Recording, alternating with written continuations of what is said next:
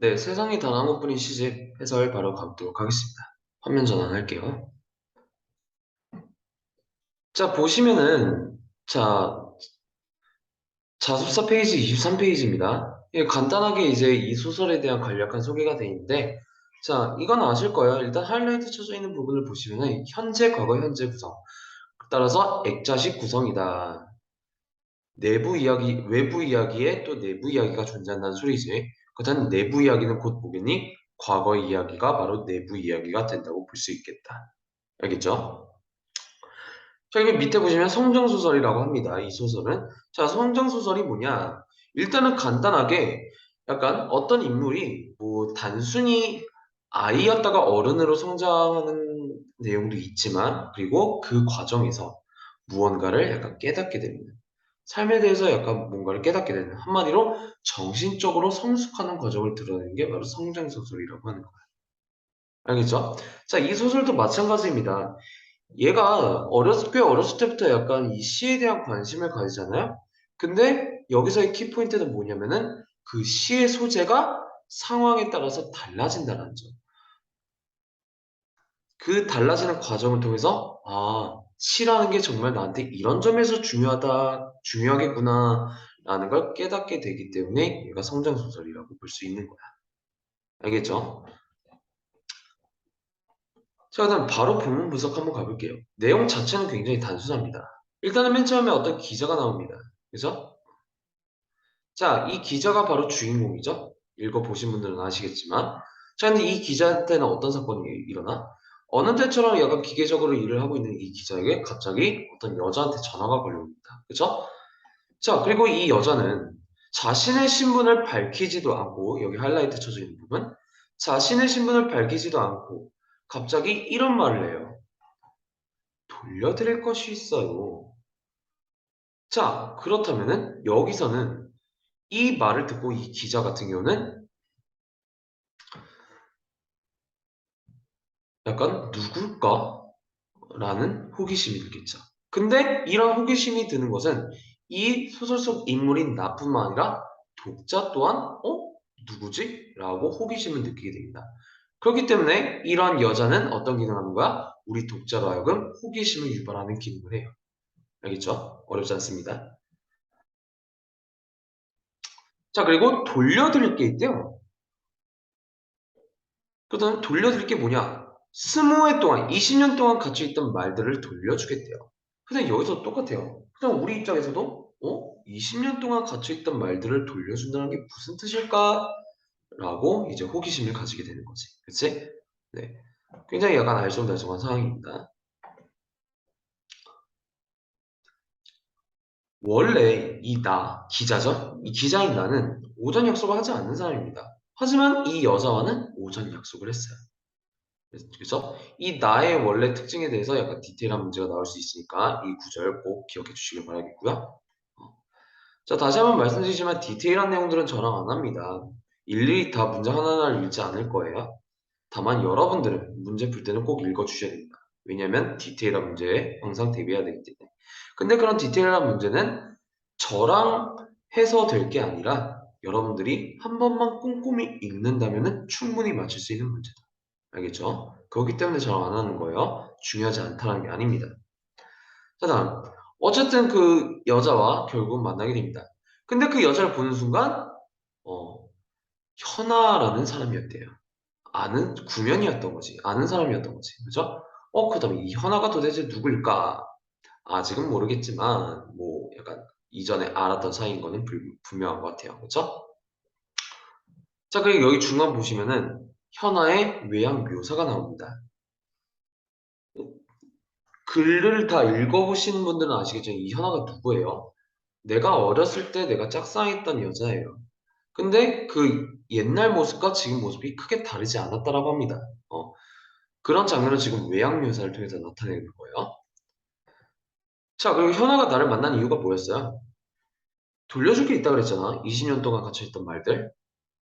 그게 바로 여기 공책에 담겨져 있던 거야. 이 공책에 20년 동안 묵혀있던 말들이 다 담겨져 있는 거지. 그지? 이 공책을 건네주기 위해서 현아는 오랜만에 나한테 연락을 하게 된 겁니다. 그리고 그 공책에는 나의 이름이 써 있었어요. 그죠? 자, 그 공책을 보고 나는 이런 느낌을 들었대요. 그 해 겨울에 찬 바람이 가슴을 뚫고 지나가는 느낌을 받았다고 합니다. 한마디로 그때 감정이 갑자기 확 살아난 거지, 그 공책을 보고. 그렇다면 여기서 우리가 궁금해진 건, 그렇다면 얘네 둘 사이에 어떤 사연이 있었으며, 이 공책은 도대체 어떤 의미일까라는 게 궁금해지죠. 그죠? 그거에 대한 설명이 바로 다음부터 전개가 됩니다. 자, 다음. 자, 이 발단 부분부터 이제 내부 이야기, 즉 과거 이야기가 시작이 되는 거예요. 그러니까 회상을 하고 있는 거지, 그치? 자, 고등학교 시절 이제 나 같은 경우는 고등학교 때부터 시를 굉장히 좋아했다고 합니다. 자, 왜 시를 쓰게 됐대요? 대학 하는 분위기가 굉장히 싫어서 시를 쓰게 됐대요. 한마디로 얘 같은 경우는 대학에 진학하기 위해서 공부하는 것보다는 시를 씀으로써 이제 자신을 약간 성찰이라기보다는 약간 시를 쓰는 게 더 흥미가 있었던 거지, 그치? 자, 이 다음. 여기서부터가 중요합니다. 여기서 뭐가 나타나냐면 이 나가 생각하는 시에 대한 태도가 드러납니다. 즉, 시라는 것은 고등학교의 나에겐 어떤 의미였는가? 이걸 파악하는 게 중요해요. 자, 고등학교 나에게 시는 어떤 거였대요? 인생을 모르는 사람들의 영혼을 쓰다듬는 것이 바로 시다라고 생각했었던 거야. 한마디로 얘 같은 경우는 고등학교 때 어, 타인을 위해서 시를 썼던 거야. 알겠죠? 그리고 여기 재미있는 표현이 있습니다. 나는 기고만장해 있었다. 이미 세상을 다 알아버릴 것만 같다고 그저 대학에 가기 위해 아등바등하는 학생들 모두 옹졸하게 느껴졌다고 합니다. 한마디로 이런 걸 뭐라고 해요? 속된 말로 중2병이라고 하죠.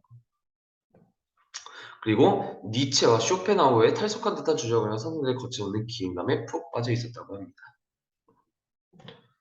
그랬으니까 학교 공부는 제대로 될 리가 없었고요. 그리고 대학 같은 건 아예 관심도 안 가졌다고 해요. 왜? 뭐가 더 중요했기 때문에? 시가 더 중요했기 때문에. 그리고 여기서 중요한 건 다시 한번 강조드리지만 얘가 생각하는 시란 무엇인가? 라는 게 중요한 거야.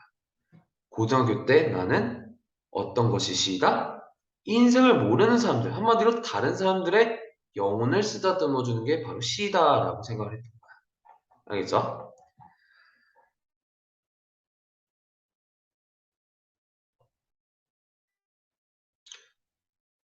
자, 그리고 쭉쭉쭉 넘어가서 여기 부분 꼭 읽어주셔야 됩니다. 저랑 안 했다고 해서 여러분들도 그냥 넘어가시면 안 돼요.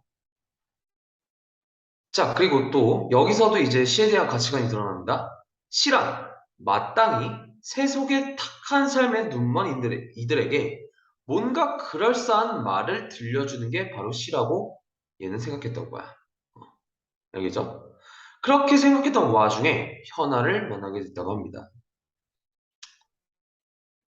이 친구는 고등학교 때 하숙을 했나 봐요. 어떤 같은 반 친구 집에서 하숙을 하고 있었대요. 같은 반 친구가 하숙하고 있는 집의 주인 딸이었다고 합니다. 누가? 현아가. 그러니까 한마디로 무슨 상황이야? 친구와 나는 어떤 어른 집에서 하숙을 하고 있었는데 그 어른의 딸이 바로 현아였던 거지. 알겠지? 어. 그렇게 이제 우연히 현아를 보게 되는데 약간 현아한테 첫눈에 반했어요. 그리고 현아는 굉장히 활발한 여학생이었습니다. 자, 그리고 여기 중요합니다. 여기 마지막 구절 보시면은 현아를 보는 순간 온몸이 흔들리는 것 같았고, 그리고 바닥까지 흔들리는 것 같았고, 그리고 온 세상이 흔들리는 것 같았다. 즉, 현아를 처음 봤을 때 느낌을 어떻게 표현하고 있는 거야? 여기 제가 네모친 것처럼 점층적으로 표현하고 있는 것이다.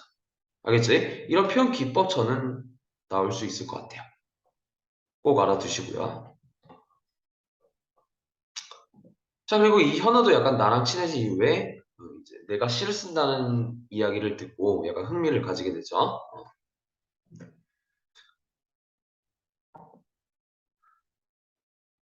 네, 그렇게 알아두시면 되겠습니다. 자, 여기서 현아의 대사도 약간 봐봐. 사람들 마른 가슴을 촉촉하게 젖어줄 수 있는 시를 써봐. 약간 이전에 가지고 있었던 글쓴이의 시에 대한 가치관과 일치한다고 볼 수 있겠죠. 자, 그리고 그 말을 듣는 순간 C라면 마땅히 그래야 된다라는 생각이 들었다고 합니다. 알겠죠? 자, 그다음 여기서 중요한 건 뭐냐? 여기 오른쪽에 제가 별표 2개 쳐있죠.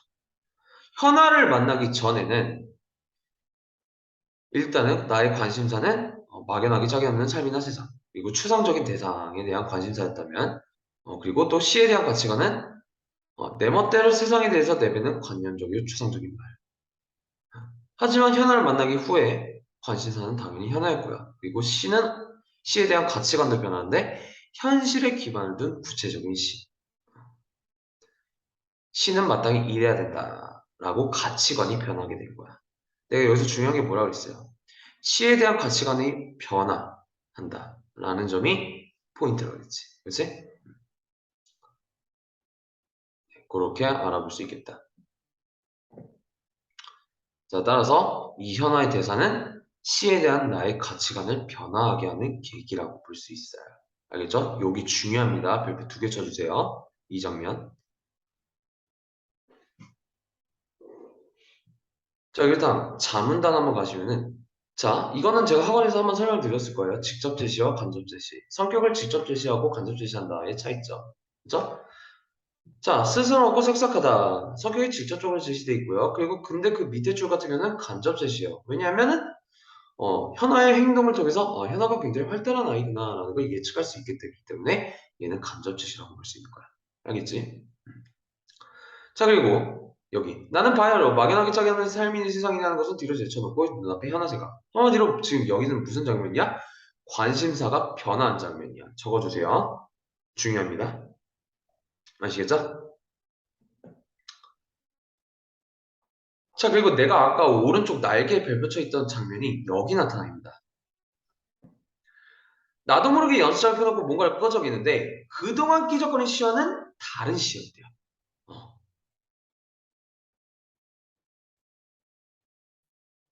그렇다면 이전의 시의 내용은 어떤 내용이었어? 내 멋대로 세상에 대해 내뱉는 관념적이고 추상적인 시였다면은 현아를 만나고 난 이후의 시는 어떤 시였어? 구체적인 대상을 두고 절실하게 애태우는 감정이 그대로 묻어나는 말들을 위주로 시를 썼다고 합니다. 자, 여기 이 장면도 제가 별표 쳤죠? 여러분들도 별표 2개 쳐주시면 합니다. 현아를 만나기 전후 나의 시의 성격의 변화 양상. 이게 바로 포인트다. 너무 중요합니다. 뭐 그때부터 연애 감정 한마디로 사랑의 눈을 뜨고 이제 현아에 대해서 이제 시를 쓰게 됩니다. 네. 자, 그런 와중에 쭉쭉 넘어가서 파문단. 자, 이전까지 무슨 장면이었냐면 내가 그동안 쓴 시를 약간 모아가지고 현아한테 선물로 주려고 했어요. 왜냐면은 시의 내용이 다 누구에 대한 내용이었으니까? 현아에 대한 내용이었으니까. 그죠? 그래가지고 이제 그 시집을 들고 현아는 집에 갑니다. 자, 그런데 파문단을 보시면은 여기 파문단을 보시면은 현아의 집에 이제 다다랐을 때 발자국이 4개가 찍혀 있었대요. 그렇다면 현아 발자국 말고 또 누군가가 있었단 소리야. 그치? 그걸 이제 누구로 의심하는 거야? 나와 같이 하숙하는 내 친구로 의심을 한 거야. 알겠지? 자, 그런데 사실 그 발자국의 주인은 그 친구가 맞긴 한데 그 친구랑 현아가 아니라 그 친구와 그 친구의 어머니였습니다. 알겠죠? 그래가지고 안도를 하죠. 아, 얘네 둘이 같이 들어간 게 아니었구나. 현아네 집에 둘이 같이 있는 게 아니구나. 이렇게 안도를 하고요. 그리고 그 와중에 내 친구의 어머니는 약간 대항 얘기를 꺼내요. 근데 나는 대항 얘기를 별로 안 좋아한다고 그랬었죠? 그렇게 넘어가시면 되겠고요. 자, 그 와중에 이제 현아가 나타납니다. 약간 반갑게 나를 맞아주죠?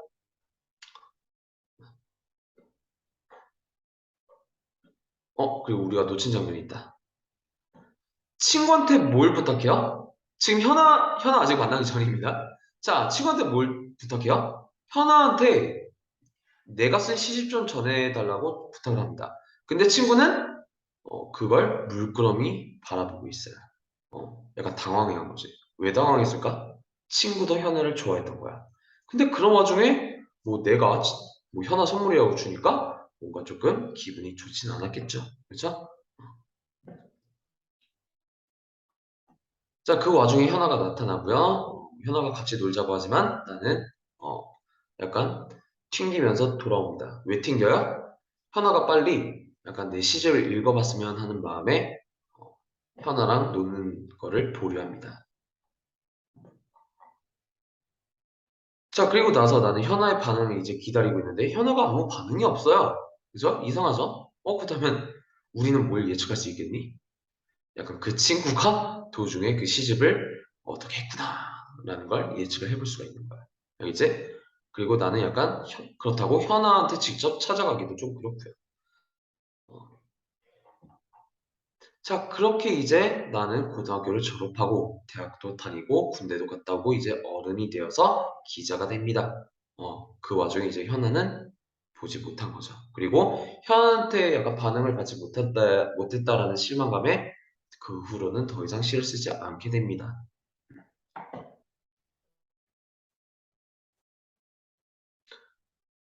자, 그리고 그렇게 어른이 되는 삶을 살고 있는 와중에 나는 결국 고향을 찾아서 스스로를 되돌아보는 다시 글 쓰면서 글로써 자신이 위안받고 있음을 느끼게 된다고 합니다. 어. 그러니까 한동안 글을 안 쓰다가 이제 다시 글을 쓰게 된 거야. 어. 그러던 와중에 현아를 만나게 된 거지. 다시 이제 외부 이야기 현재로 돌아옵니다. 자, 근데 현아가 갑자기 이 얘기를 해요. 남편이 죽었대요. 그러니까 나한테 그 시집을 20년 후에 전달해주면서 남편이 죽었다라고 갑자기 얘기를 합니다. 그다음 여기서 남편이 누구야? 나랑 같이 하숙했던 그 친구였던 거야. 남편이 죽고 나서야 그 남편의 유품을 정리하면서 그 내가 쓴 시집을 발견하게 된 거지. 아하, 그렇다면 우리가 여기서 알 수 있는 건, 내 친구는 그때 시집을 현아에게 전해주지 않았구나라는 걸 알 수가 있는 거다. 알겠죠? 지금 그런 장면입니다. 자, 그렇다면 그 친구는 왜? 그렇다면 나한테 다시 돌려주던가 해야 되는데 돌려주지도 않고 없애버리지도 않았습니다. 어, 약간 정말 악감정이 있었다면은, 약간 경쟁심이 있었다면은 그 시집을 약간 뭐 어떻게 뭐 없애던가 버리던가 했을 텐데 그러지도 않았던 거야. 왜일까? 중요합니다. 그 이유가 뭐냐면은 약간 그 현아 이 시가 현아에 대한 시라는 걸 알고 있었고요. 그리고 그 주인은 나도 아니고 그 친구도 아닌 현아가 주인이라는 걸 알았기 때문에 약간 막상 단호하게 없앨 수는 없었던 거야. 뭐 그렇다고 그 친구도 현아를 좋아했으니까 약간 선뜻 건네주기도 어려웠던 거지 현아한테. 그렇죠? 그런 상황입니다. 여기서 이유 중요해요. 친구가 나한테 돌려주지도 없애버리지도 않았던 이유 굉장히 중요합니다. 그 시의 주인은 사실 현아였기 때문에. 물론 쓴 건 나지만 그 시의 내용은 현아와 관련된 내용이었기 때문에. 아시겠죠? 네, 그렇게 알아둘 수 있겠다. 그리고 이제 다시 돌아와서 현재로 이제 현아가 나한테 돌려주려고 하지만 나 또한 현아가 가지고 있으라고 하죠. 왜? 그 시는 따지고 보면 현아의 것이기 때문에. 알겠죠? 자, 그리고 마지막 장을 보시면은 밖에는 여전히 눈이 퍼붓고 있었습니다.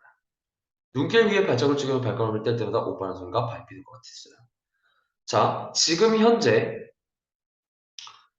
계절도 겨울이고요. 그리고 과거의 현아를 마지막으로 본 장면도 그때 계절도 겨울이었어요. 알겠죠? 한마디로 이 계절을 통해서도 과거와 현재가 이어진다는 점까지 꼭 기억해 주시길 바랍니다.